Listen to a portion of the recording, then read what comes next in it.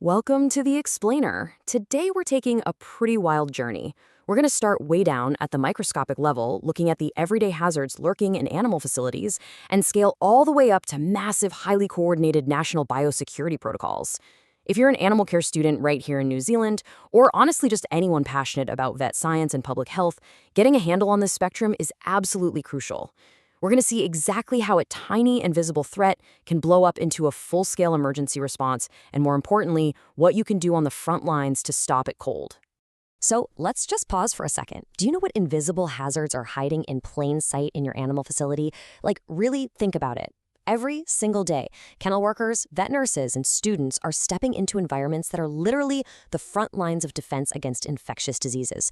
You might be totally focused on feeding or walking or treating the animals, but there is an entirely unseen world operating right under your nose. And sometimes it's a world that threatens not just the animals in your care, but you too.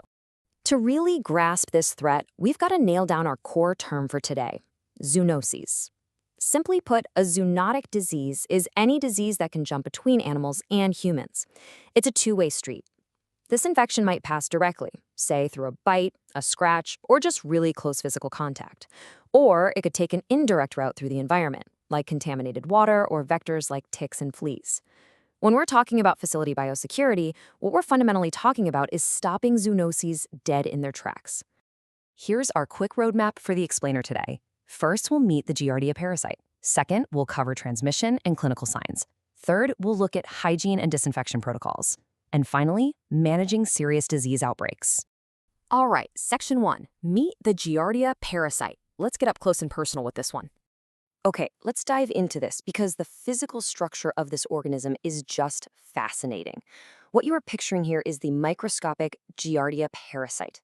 Now, this isn't a bacteria, and it's not a virus, it's a single-celled protozoan. See those little disc-like structures? That's literally how the parasite physically clings to the surface of the intestine, or sometimes it just floats free in the mucus lining. It causes an unbelievable amount of trouble in dogs, cats, and humans by basically hijacking the absorption of food. And get this, surveys have shown that up to 14% of the adult dog population and over 30% of dogs under 1 year of age might actually be carrying this. That's huge. To actually defeat Giardia, you have to understand its life cycle because it plays out in two very distinct forms. First up is the trophozoate stage. Think of this as the motile, swimming, feeding stage that lives inside the host's intestine. They reproduce rapidly by cell division. But as the parasite travels down to the large intestine, it pulls a brilliant survival trick. It encapsulates itself, becoming a cyst. This cyst is non-motile and highly resistant, and this is the stage that passes in the feces. The crazy part? This cyst can survive for several months outside the animal, in cold water or a damp environment, just sitting there waiting to be swallowed by a new host so the whole cycle can kick off again. Section 2, transmission and clinical signs. Let's see how this parasite actually navigates an animal facility. So, transmission is primarily fecal-oral. Animals and humans, by the way, become infected by accidentally ingesting those super hardy cysts from the environment. And what makes Giardia so cunning is that these cysts are fully infective the absolute second they are passed in the feces. There's no waiting period required for them to develop outside the host. A dog might accidentally ingest cysts just by licking around a dirty kennel, grooming a buddy's coat, or grabbing a drink from a contaminated puddle. And it seriously takes almost nothing to cause a massive problem. It's been observed that swallowing as few as 10 cysts is enough to cause clinical disease in humans. No way, right? Just 10. So what does it look like when this infection actually takes hold? In animals, especially vulnerable ones like puppies, kittens, or any animal under stress, you're going to see soft, light-colored, greasy diarrhea. It's often paired with mucus in the stool, a lot of gas, unexpected weight loss, and general listlessness. But we can't forget, this is a zoonosis. If an animal care worker gets infected, human clinical signs include acute diarrhea, vomiting, and a fever. And it's especially dangerous for the very young and the elderly. So this invisible enemy is uniquely impacting the animals while posing a very direct, real threat to the humans taking care of them. Moving on to Section 3, hygiene and disinfection protocols. We know the problem, now let's get into some real, actionable solutions. Beating Giardia in a kennel or a clinic is all about meticulous disinfection. Step 1, always remove the organic debris. We're talking feces and dirt from the kennel surfaces first. Put simply, you absolutely cannot disinfect dirt, no matter how hard you scrub. Step 2 is applying a disinfectant that contains quaternary ammonium compounds, because those are proven to actually kill Giardia cysts.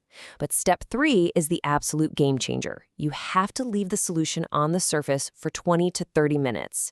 So the crucial point is this: if you spray and immediately wipe or rinse it away, you have completely wasted your time. Skipping that prolonged contact time makes the entire disinfection process totally useless against those stubborn cysts. Now, beyond just scrubbing kennels, your own personal hygiene is basically your armor.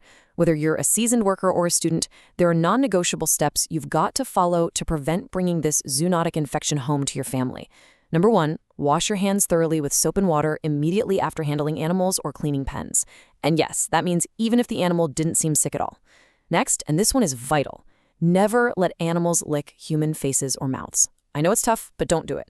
Also, keep all animal food prep strictly separate from human food areas, never let them eat off human utensils, and always, always wear your protective clothing. But hey, here is a pretty stark reality check for when you're dealing with an outbreak outdoors. Disinfection of grass runs? It's impossible. You just can't sanitize dirt and grass the way you blast a concrete kennel floor. Because Giardia cysts survive so incredibly well in moist environments, you have to treat any grass run as completely contaminated for at least 1 full month after an infected dog last set foot in it. This fact really forces us to completely rethink how we manage our outdoor spaces and rotate exercise areas during an outbreak. Finally, Section 4, Managing Serious Disease Outbreaks. Let's move to the macro level and see how a local facility issue scales up.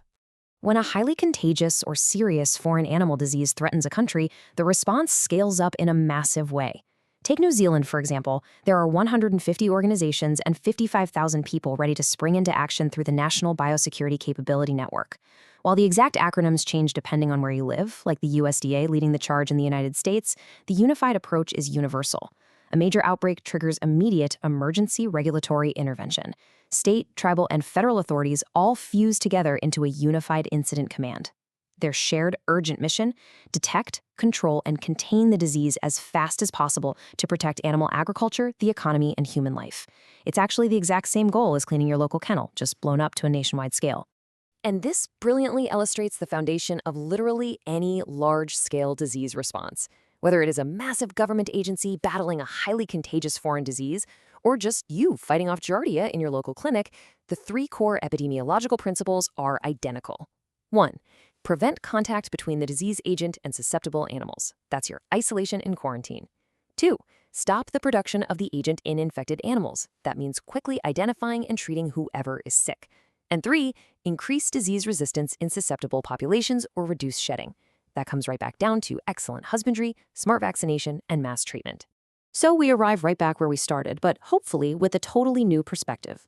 If national government-level biosecurity completely relies on the exact same principles of containment, isolation, and eradication that you use in your own clinic, how will you treat your daily hygiene habits differently tomorrow?